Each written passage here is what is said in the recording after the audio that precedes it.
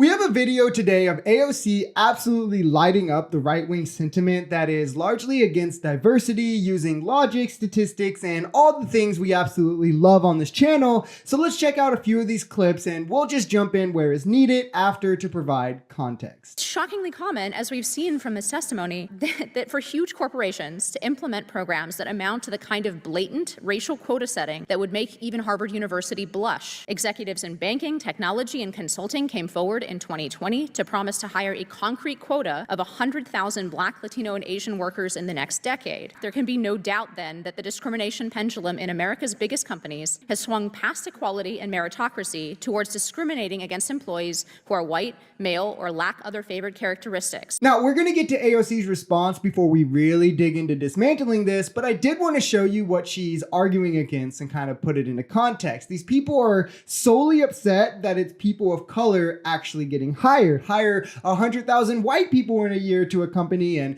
nobody says a word on the right, but hire 100,000 people of color and you're just being racist against white people and they're all going to be unqualified and every talking point you can put out, it's pretty laughable. I wanted to break things down in terms of the numbers a little bit. About what percentage of Americans are white, non-Hispanic white? I think we're hearing from the census, so like 59, 60%, is that right? That is about right, yes. Okay, so about 59% of every American, of all Americans, are white. That would mean about 40% of people are people of color of the US population. And it seems to be that the argument is that seeking to have 30% of your hires be people of color is anti-white discrimination. Can you shed some light on the logic of that for me, please? No, because that's not logical. People of color are already massively underrepresented comparatively to the population of their race, while white people are majorly overrepresented in all institutions. And people call bringing that a little closer to the mean anti-white racism. Your privilege is showing. Even though people of color would still be massively underrepresented, it just shows the ignorance of white people who are against this to not understand what their privilege is and means and how it affects them in this country and the ways that systemic racism and bias still affects people of color, as well as a lot of underlying racist sentiment for the majority of these folks, because the first question they always ask is, well, why would you hire unqualified Black people just to meet a quota? Well, why would they have to be unqualified? The underlying sentiment here that they're getting at is that the more people of color you hire, the more likely they are to be unqualified. Why do you think they think that? That's inherently a racist sentiment, because the truth is, when you hire a group of any people, could some be unqualified? Yeah, sure, it could happen. It happens with any group. It happens with white people, with men, with people of color, but we don't use that as a disqualifier to stop hiring so many white people. That's never said when a company is predominantly white or when a company has predominantly men. Nobody says, well, if we hire 100,000 white men this year, some will be unqualified. So why don't we hire more people of color? And I want you to think about why that is. One of the things that we need to take a look at is the world that they're fighting for, a world without diversity, equity, and inclusion policies, which is to say the default, which is to say workplaces that are honestly kind of like Congress, because the population of the United States, as we mentioned, is about 59% white. Do you know what percentage of Congress is white? I don't, but I know that we finally have 60 members of the Congressional Black Caucus, which is progress. But even then, 75%. White Americans make up 60%, 59% of the US population, 75% of Congress.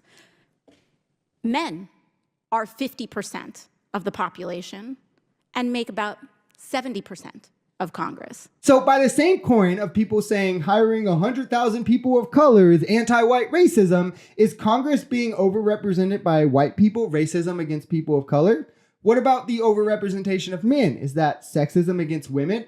The answer here is still yes, but most of the people against DEI programs would say no. They say, no, that's just typical. It's just what happens. They're the most qualified. No, it's systemic bias and discrimination that allows white people to be so overrepresented. And the exact sentiment is the same one that makes people say, well, DEI is racist, even though DEI programs just bring you a little closer to the mean, but these people are still underrepresented. Again, the goal is 30%, while the population is 40%. That is still underrepresentation, yet it's still considered a problem by the right, but the overrepresentation, the actual overrepresentation of whites and males means nothing to this people, but the hypothetical possible overrepresentation of people of color is the end of the world. Through this, it's clear to see what their bias is, where it lies, and what it's really about. When we see institutions of power, when we see, and that is reflected in almost any institutional organization of power, and when we even just try to have the basic acknowledgement that it would be good to encourage not an unreflective body, not unreflective workforce, but a workforce that barely even reaches the proportion of representation of what everyday Americans look like. That's somehow anti-white discrimination, anti-male discrimination, anti-straight discrimination, anti-cisgender discrimination. I mean, come on, folks.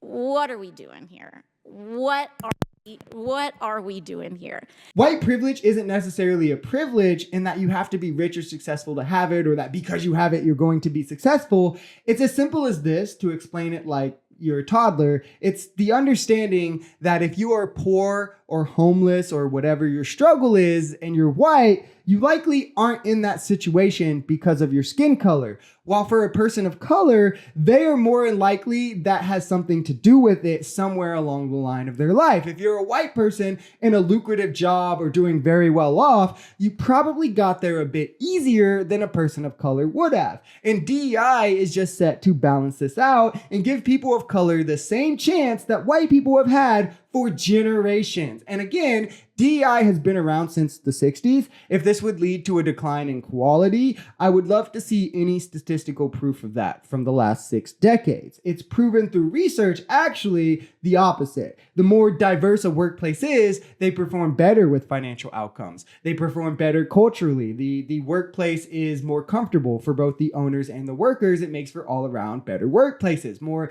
diverse boards of directors, diverse leadership has better outcomes financially in terms of driving profit, better longevity for your company, and they also have more efficient decision making. Since the Civil Rights Act, we've had a larger middle class and a smaller lower class. We've had more families climbing out of poverty. The benefits from removing the barriers of equality are super evident. Like if you did the least bit of research, you would understand this instead of just listening to racist right-wingers saying DEI is evil and calling Kamala Harris a DEI hire, because what they really mean is just to say the N-word. They just would never have the courage to say it. And now straight white men who are empowered by Trump want to put those barriers of equality right back in place to safeguard themselves from what they call anti-white racism, even though it's hard to be overrepresented and have systemic bias, that those two things don't go hand in hand, when in reality, what they're scared of is the gap between them, and people of color will shrink to go away if they don't have these inherent advantages that they've gotten used to having. If you enjoyed this video, we're Social Society. We're a commentary channel influenced by politics, society, and the economy.